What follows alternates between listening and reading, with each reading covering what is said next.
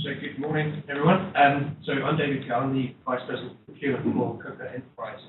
Just to clear up some of the history, Coca-Cola Enterprises is the franchise offerer for the Coca-Cola brand. So we manufacture and distribute products in Northwest Europe, in Great Britain, France, Belgium, Holland, Norway and Sweden. We've got about 17 manufacturing facilities, a number of warehouses, distribution centres, and we produce about 12 billion cans and bottles per year. So we have a significant packaging footprint, we have a significant distribution footprint, which is why we embarked on a journey to embed sustainability in our end-to-end supply chain.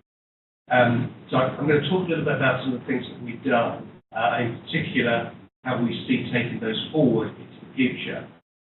We have a vision that we will be a low-carbon, zero-waste business, and we've just heard some great stories about Unilever and how they eliminated waste. That's key to us.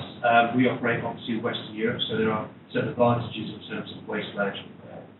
We also have a commitment out there to reduce the carbon footprint of our drinks by 1/3. That's a significant commitment that we made a couple of years ago. And again, to do that, we will only be able to do that if we collaborate across the entire supply chain. So, I've talked about three things: process, collaboration, and then the vision looking forward, and really some ideas about what we did and what can be done in the future. So the first thing we looked at was process. We need to understand what's in our end-to-end supply chain and how we can manage that. And how we did that, we have a supplier relationship management program in place. I think most companies have that in place today. Measuring the usual things like quality, service, value, innovation. But we put sustainability into that program, and we call it corporate responsibility and sustainability, CRS. We put it into that supplier relationship management program and embedded it as part of the scorecard, and it represents about 20 to 25% of the score when we do KPIs with our suppliers. But importantly, we also put it in as a process and a connection with the senior leadership of our supply base. Because again, we recognise we're only going to make progress if we've got connected at the highest level within our supply base and with our customers, and that we recognise that sustainability becomes an important component of how we work together. We then embarked on a partnership with EcoVadis. I guess many of you may know EcoVadis, which is a platform to measure sustainability criteria.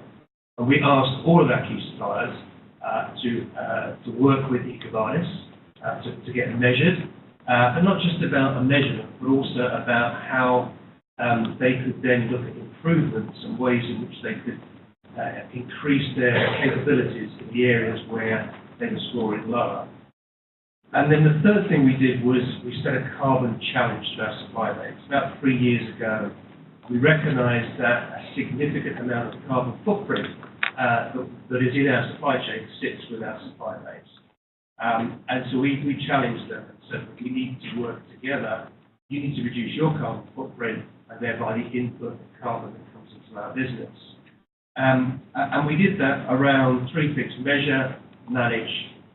four things: measure, manage, reduce, and share. And that was really important to be transparent about the carbon footprint, about how they could measure, how they could reduce that carbon footprint. And I'll show a slide in a minute about why that's so important. And then with EcoVadis and with supplier segment, as with Carbon Challenge, we were able to segment our suppliers. We were able to actually put them into quadrants to see those suppliers that were operating in a very high level. They were managed, sustainability was included in their agenda. They were able to report and deliver commitments against that. And those suppliers that were still on a journey and needed some support, some help to move up the continuum, to actually grow into a supply base that would deliver against sustainability commitments. And as I say, it is a journey. We have a lot of suppliers, but I'm very pleased to say that many of our suppliers moved up that continuum. We now have regular communications about how we can bring the other suppliers into that same arena. We recognise performance. We have an annual award for our suppliers. We only have three, actually: Best Supplier, Most Improved, and Sustainability. And the Sustainability Award has actually become probably the most important one now that we award to our suppliers. And then finally, how do you connect that all together And we started by bringing all our suppliers in one room together and meeting and talking.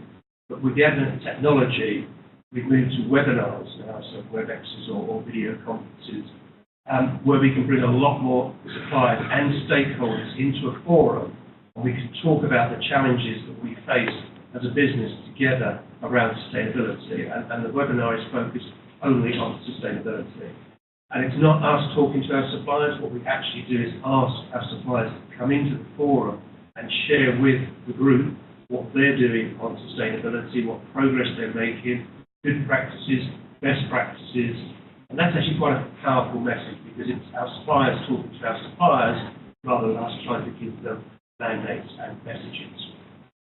So that's the process that we've embarked upon. Challenges and why we need to collaborate. This is really just the one slide I have, but it's just to demonstrate why collaboration is so important. Nearly 70% of our carbon footprint sits outside of our own four walls. It sits with our ingredient suppliers, packaging, distribution, forage, etc. And you can see within our four walls, we can manage that. We can be very effective at how we manage sustainability within our four walls. The key is to manage these outside the four walls, and that is why end-to-end collaboration is so important, because we will not be successful without that. So, we need to recognise that. We need to have our own house in order. That was a key learning. We can't be talking to our suppliers or our customers about sustainability unless we have got our house in order, unless we've got the routines and measurements in place that we're asking of our various stakeholders. Some examples of how we've achieved that. Backhauling, I guess it's a classic place to tackle. We have a lot of trucks on the road moving around all the time, and our focus with our customers and our suppliers is to ensure we never have an empty truck, in fact we only have full trucks moving, and that we reduce road miles through optimization processes. An example of that would we collaborate here in the UK with a number of retailers on backhauling opportunities. In France, we've got almost a closed loop situation with a supplier of pallets called Chef, where we pick up the empty pallets, they supply the empty pallets, we bring them through to the manufacturing through to the customer, a mixture of finished goods and empty pallets. We keep that journey going so those pallets hopefully don't touch the floor, and that we've always got a fully utilised vehicle.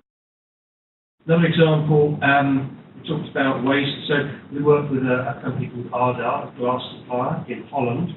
They have a facility very close to our plant. And we're taking waste heat from their processes, from their manufacturing facility, and we're channeling that through into our site, our manufacturing site nearby, and we're using that heat to actually manage some of the heat processes within our own facility. So that's really a significant step forward. It's a pilot, but we're looking to explore that in other areas where it makes sense. That actually saves about 3,000 tonnes of carbon per year, so it's a significant pilot. And then finally, as was mentioned, circular economy, that's becoming an important area of focus now. And for us, that's about packaging, and a real focus now on PET, recovery, collection, recycling, reprocessing back through into our own packaging. So that's basically how we challenge and collaborate with our suppliers. And then just to finish up, we need a vision. There are two things I would talk about change in the future. Technology and innovation. We don't know what we don't know.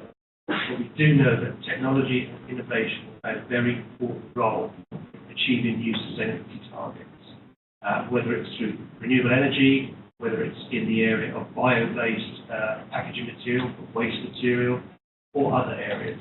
So those are the two topics that we are going to focus on and actually work with everybody in this room and beyond how to find new ways of doing things, managing costs, but actually achieving new sustainability goals. So that's, I think, all I'd like to say for now. Thank you. Thank you very much.